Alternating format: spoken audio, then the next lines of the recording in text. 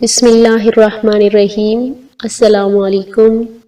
ایک بادشاہ نے اپنے وزیر سے پوچھا، یہ میرے نوکر مجھ سے زیادہ کیسے خوش پاش پھرتے ہیں جبکہ ان کے پاس کچھ نہیں اور میرے پاس کسی چیز کی کمی نہیں؟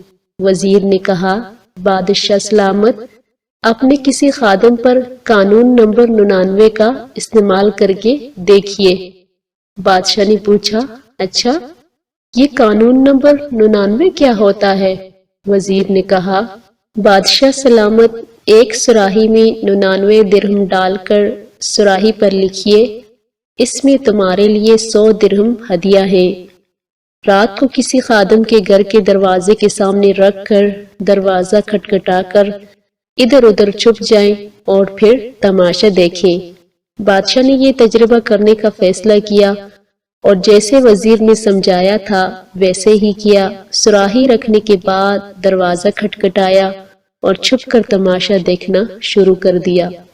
دستک سن کر اندر سے خادم نکلا، سراہی اٹھائی اور گھر چلا گیا۔ درہم گنے تو 99 نکلے جبکہ سراہی پر لکھا 100 درہم تھا۔ خادم نے سوچا یقیناً 1 درہم کہیں باہر گرا ہوگا۔ خادم اور اس کے سارے گھر والے باہر نکلے اور درہم کی تلاشی شروع کر دی۔ ان کی ساری رات اسی تلاش میں گزری۔ خادم کا غصہ اور بے چینی دیکھنے لائق تھی۔ اس نے اپنی بیوی بچوں کو بہت سخت سست بھی کہا کیونکہ وہ درہم تلاش کرنے میں ناکام رہے تھے۔ کچھ رات صبر اور باقی کی رات بک بک اور جک جک میں گزری۔ دوسرے دن یہ ملازم محل میں کام کرنے کے لیے گیا تو اس کا مزاج بدلا ہوا، آنکھوں سے جگراتے، کام سے جنجناہٹ، شکل پر افسردگی عیاں تھی۔ بادشاہ سمجھ چکا تھا کہ 99 کا قانون کیا ہوتا ہے۔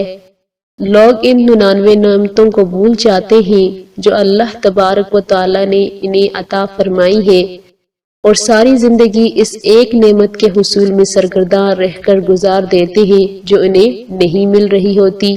حالانکہ اگر دیکھا جائے تو وہ ایک نعمت بھی اللہ تعالیٰ کی کسی حکمت کی وجہ سے رکی ہوئی ہوتی ہے، جسے عطا کر دینا اللہ تعالیٰ کے لیے کوئی بڑا کام نہیں ہوتا۔ لوگ اپنی اسی ایک مفقود نعمت کے لیے سرگرداں رہ کر اپنے پاس موجود 99 نعمتوں کی لذتوں سے محروم ہو کر اپنے جینا حرام کر دیتے ہیں۔ تو ساتھیوں، حاصل ہو جانے والی 99 نعمتوں پر اللہ تبارک و تعالیٰ کا احسان مانیے اور ان سے مستفیض ہو کر اللہ تعالیٰ کا شکر گزار بندہ بن کر رہیں۔ یا اللہ پاک، آپ ہمیں اپنے شکر گزار بندہ بنا دیں، آمین ثم آمین۔